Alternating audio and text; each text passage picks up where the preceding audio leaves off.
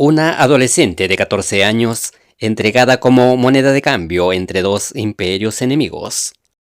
¿Cómo pudo una joven extranjera sobrevivir y dominar la corte más rígida y peligrosa de Europa? ¿Cómo logró conquistar al hombre más temido de su tiempo, Felipe II, mientras el destino de España y Francia pendía de un hilo? ¿Y qué verdades se esconden tras su muerte prematura, silenciosamente enterradas por la historia?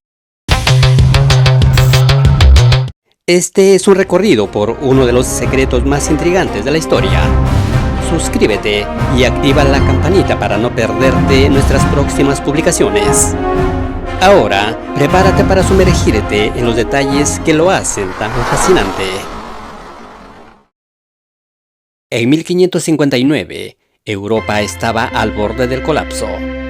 Francia y España llevaba décadas destrozándose en guerras que ya nadie recordaba cómo habían empezado. Los Valois contra los Habsburgo una y otra vez, gastando fortunas y sacrificando generaciones enteras. Las arcas de ambos reinos estaban completamente vacías. Había que parar como fuera. Los diplomáticos se reunieron y llegaron a una conclusión. Un tratado de paz no bastaba. Necesitaban algo más fuerte. Algo que doliera tanto que ninguno de los dos se atreviera a romperlo. Necesitaban un sacrificio humano.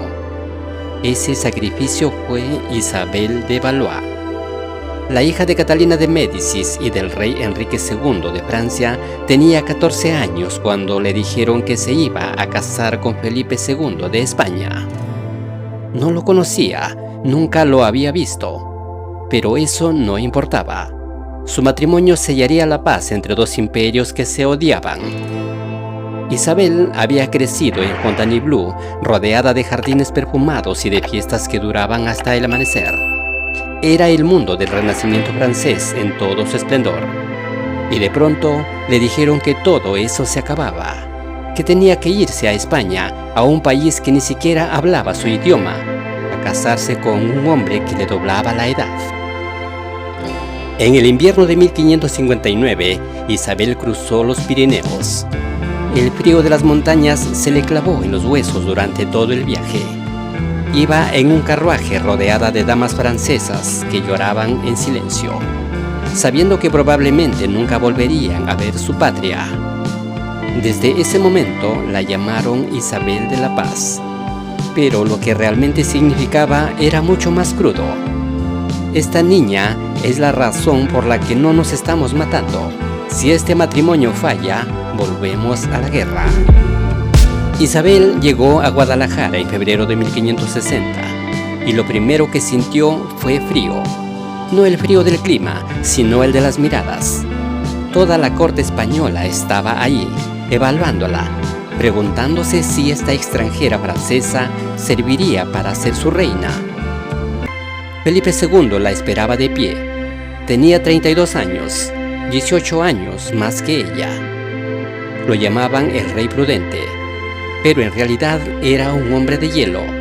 Desconfiaba de todo el mundo y su rostro era una máscara de piedra que no dejaba ver nada.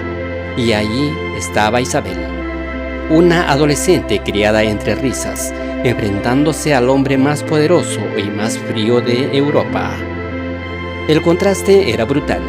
En España encontró un palacio que parecía un monasterio, todo el mundo vestido de negro, misas que duraban horas, un protocolo tan rígido que ni siquiera podían tocar a la reina sin permiso. La gente hablaba en susurros como si estuviera en un funeral eterno.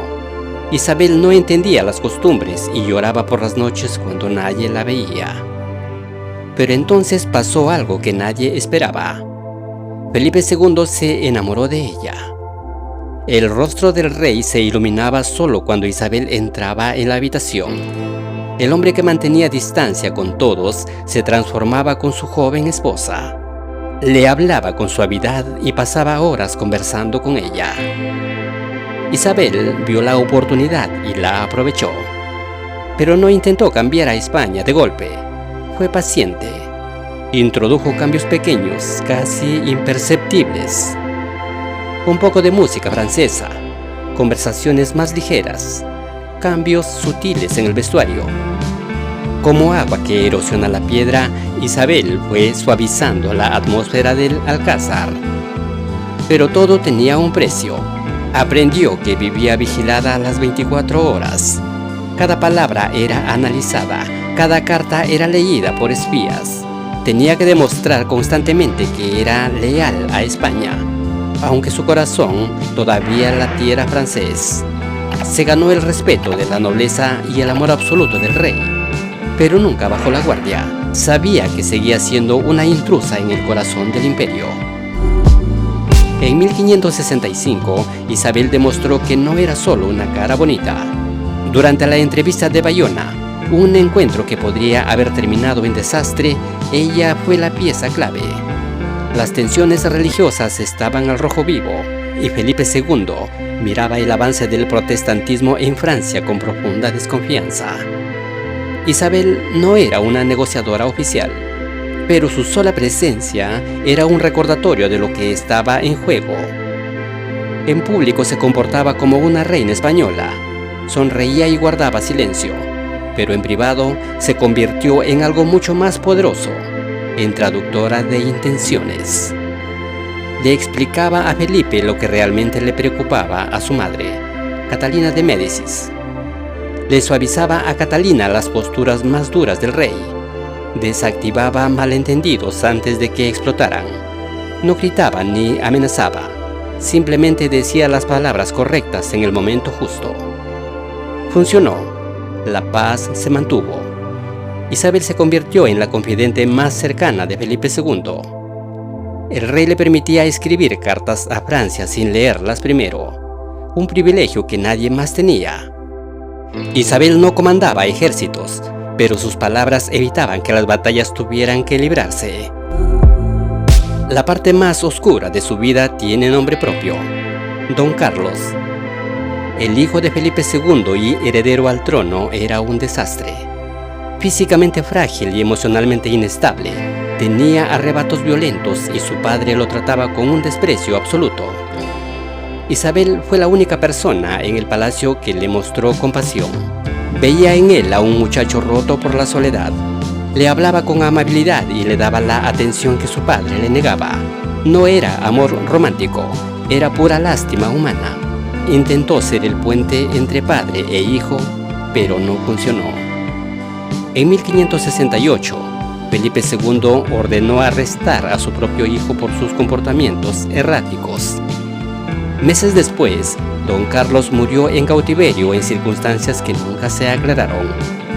Isabel quedó en una posición peligrosísima por haberle mostrado afecto al príncipe caído, pero demostró su genio político otra vez. No cuestionó al rey ni defendió al príncipe en público. Guardó su dolor y mantuvo una lealtad inquebrantable hacia las decisiones de su esposo.